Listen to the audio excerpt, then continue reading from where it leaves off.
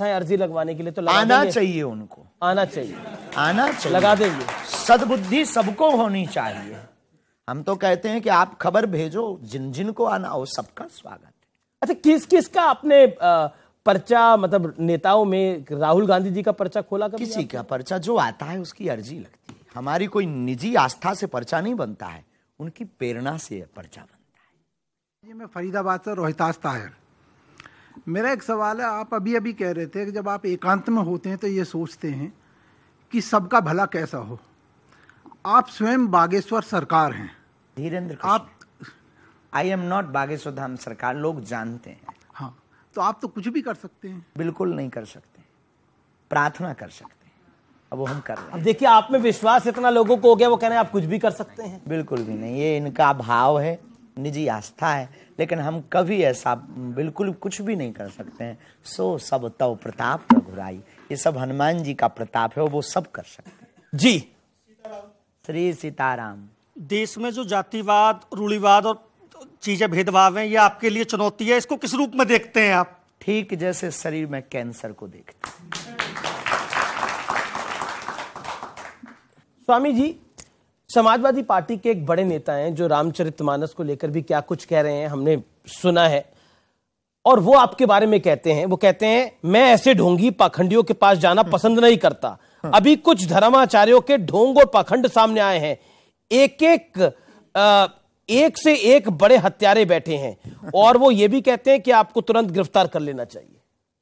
अगर हमने, इस देश में कानून है, इस देश में संविधान है, इस देश में नीति है, अगर हमने कोई गुनाह किया है तो गिरफ्तार कर लेना चाहिए, देर ना करें।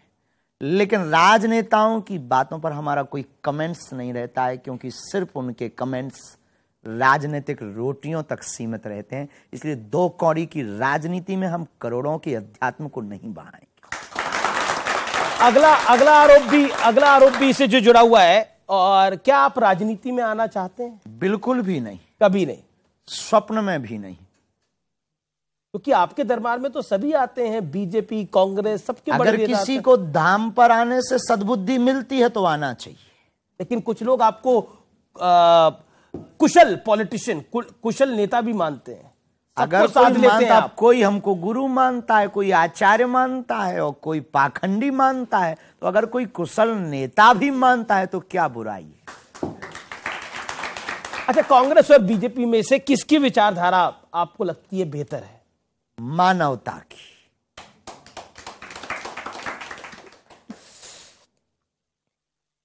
अगला सवाल मेरा यह है कि क्योंकि देश में राजनीति की बात होती है और आपने 2024 का जिक्र किया था कि अब हम 2024 की तैयारी कर रहे हैं, क्या तैयारी कर रहे हैं 2024? हिंदू राष्ट्र की। पर 2024 में चुनाव भी है। चुनाव से हमारा कोई लेना देना नहीं है, इधर तो नित्य चुनाव है। अगला आरोप मेरा यह है कि कुछ लोग आपको बिजनेसमैन भी बुलाते हैं, वो कहते हैं कि बागेश्वर धाम आने वाले भक्तों से आप खूब चढ़ावा ले रहे हैं। अभी तक तो किसी ने दिया नहीं है। आप अगर दे रहे हो तो हम मना भी नहीं करेंगे, और जितना आता है तो देना कोई बुरा नहीं है। उपयोग क्या हो रहा है ये बहुत महत्वपूर्ण है। और बेटियों के विवाह में और भंडारे में अगर वहां की चढ़ोतरी उपयोग भी हो रही तो भारत के लोगों को दिल खोल करके देना चाहिए, नहीं तो ठटरी बराए।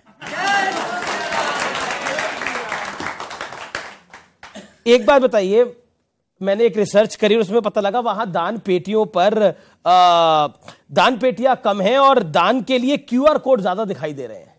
बिल्कुल भी नहीं, ये झूठ रिसर्च है। अब क्यूआर कोड क्या है, ये ऑनलाइन पैसे वाला कोई होगा सिस्टम, लेकिन हमारे यहां सिर्फ एक ही खाता है, वो हनुमान जी का खाता है। बाकी हमारा इस पर कोई बहुत ज्यादा फोकस नहीं है और इस पर हम बहुत ज्यादा विचार नहीं करते हैं, क्योंकि दान की अगर हमें अपेक्षाएं होती तो हम सब कुछ पेड करते और दरबार भी हम पेड करते, क्योंकि किसी के हमने ठेका नहीं ले रखा है, हम तो बांटने आए। अच्छा, एक बात बताइए, आपकी फिल्मों में रुचि है?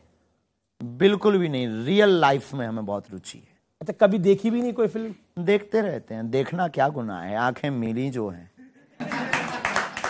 अच्छा, पठान फिल्म देखी आपने? नहीं देख पाए? देखी नहीं है, विरोध दम के किया है। अच्छा, फिर मैं ये पूछ लेता हूँ कि जब आंखें मिली हैं, देखते रहते हैं, तो कौन सा हीरो आपको बेहतर लगता है, जो आपको लगता है अच्छा काम कर रहा है? भारत की आर्मी। अच्छा, भारत की आर्मी। हीरो तो भारतीय सेना ही है, बाकी तो सब नाटक कलाकार, रुपयों में बिकने वाले अभिनेता हैं। अच्छा, एक बात बताइए, खिलाड़ी बता दीजिए, कोई क्रिकेटर पसंद हो, फुटबॉलर पसंद हो, कोई तो पसंद होगा, कोई हॉकी का खिलाड़ी पसंद हो? सब प्रिय हैं क्योंकि सब हमारे हैं। किसको प्रिय बता दें, कौन अप्रिय हो जाए? सब हमारे हैं, सब पसंद हैं। जो बेहतर खेलते हैं वो वही प्रिय है। अच्छा, एक बात बताइए, बागेश्वर धाम में आप रहते हैं, धीरेन्द्र शास्त्री, आपको डर लगता है? किसी के बाप से नहीं।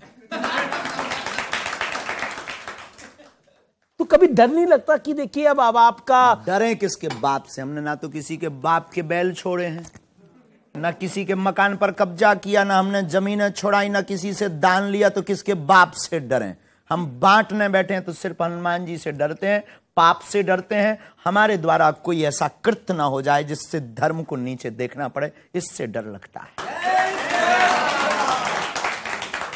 लेकिन मैंने कई बार आपकी कथाओं को सुना और टेलीविजन पे भी देखा, तो आप कई बार ठठरी के बोलते हो, बीच बीच में ताली भी बजाते हैं। अब उसका मतलब क्या होता है? उसका मतलब यही है, ठठरी बढ़ गई विरोधी की। उसका मतलब बड़ा प्यारा है। उसका मतलब बड़ा प्यारा है। बड़ा प्यारा है। देखो, ताली पीट करके हमारा कहने का मतलब है, हम बहुत मनमौजी आदमी हैं।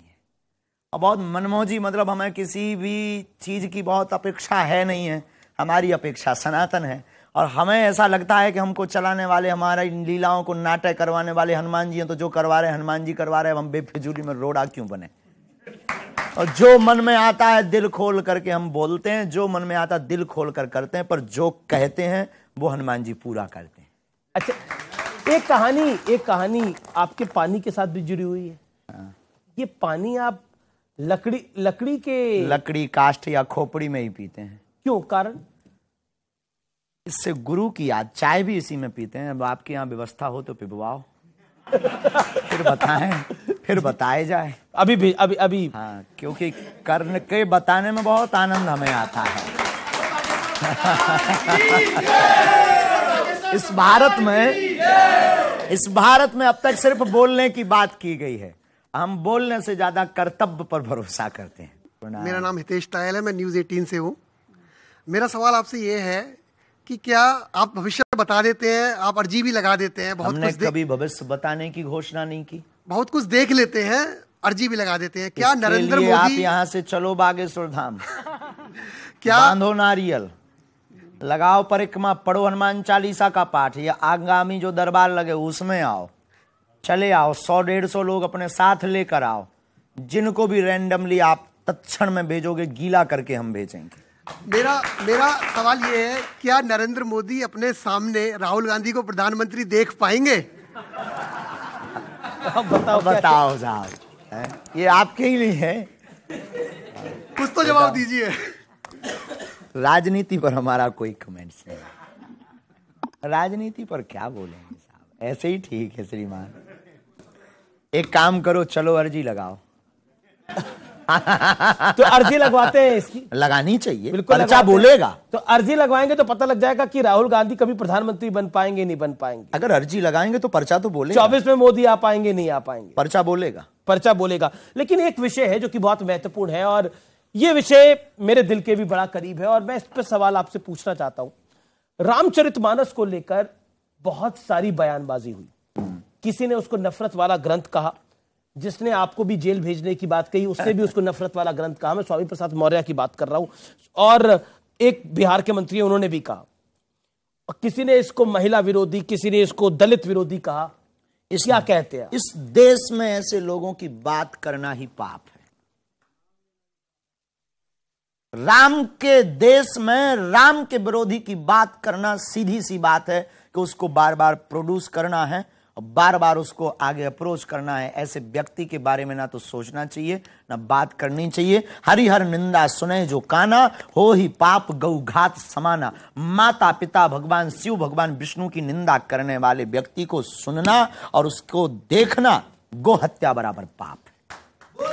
पर रामचरितमानस को लेकर जो ये विवाद खड़ा हुआ है उसको सुनकर आप क्या कहना चाहते हैं, क्योंकि उससे डिवाइड क्रिएट करने का प्रयास हुआ है। अशिक्षा की कमी। शिक्षित व्यक्ति रामचरितमानस को अगर बुद्धि से नहीं, देखो रामचरितमानस बुद्धि का ग्रंथ नहीं, दिल का विषय है, श्रद्धा का ग्रंथ है, उसको पढ़ेंगे तो रामचरितमानस से क्या आप मानते हैं ये घोर कलयुग है जब जहां रामचरितमानस की प्रतियां भी जलाई जा रही? बिल्कुल, अति घोर कलयुग। और घोर कलयुग है नहीं, ऐसे लोगों को देख करके तो हमें लग रहा है कि है। पहले तो नहीं लगता था। इस भारत में जब संतों को देखते थे तो लगता था कितनी उदारता है इस भारत में, कितना धर्म बचा हुआ है। जब हम अपने दादा गुरुजी की बातों को याद करते हैं तो सोचते थे कितने महापुरुष हैं, अपने जीवन का एक एक क्षण समाज सेवा के लिए लगा दिया, एक एक रुपया जितना चढ़ोतरी आई लोगों में बांट दिया। कितने उदारता का देश है। लेकिन जब रामचरितमानस और राम की यात्रा पर पत्थर फेंके जाते हैं, संतों को मारा जाता है, तब हमें लगता है कि इस देश में सतयुग नहीं, घोर कलयुग भी। जो रामचरितमानस की प्रतियां जला रहे हैं, उसका विरोध कर रहे हैं, उनको क्या कहना चाहते हैं आप? कुछ भी नहीं। अगर इस देश में राम राज्य को मानने वाले और राम को मानने वाले लोग होंगे तो उनको एक बार जवाब जरूर देना चाहिए, और ईश्वर तो जवाब देगा ही देगा। चलिए, अगला सवाल यह है कि